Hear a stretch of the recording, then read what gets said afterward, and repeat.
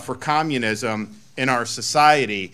And what we're doing today builds off the stake in the ground that we planted in the state of Florida many years ago when I first became governor. It's that we're going to tell the truth about communism in the state of Florida. We're going to tell the truth about the evils of communism. We're going to tell the truth about the unprecedented death toll of the 20th century at the hands of communist tyranny.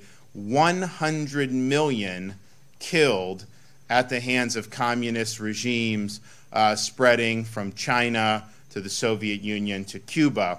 Those are the facts, and those are what we need to be very clear-eyed about. Now, we have signed in previous years legislation that codified in state law Victims of Communism Day for November 7th of every year. So we launched that in 2022, and we're now here today. Now, as part of that, the legislation required 45 minutes of instruction in a U.S. government class on topics related to the history of communism, things like Mao Zedong and the Cultural Revolution and the Great Leap Forward, Joseph Stalin and the Stalinist regime, Fidel Castro and the tyrannical Cuban regime, Lenin and the Russian Revolution, Pol Pot, Nicolas Maduro, more recently, and the Chavismo movement in Venezuela. So all of those topics are just providing the truth of what actually happened. And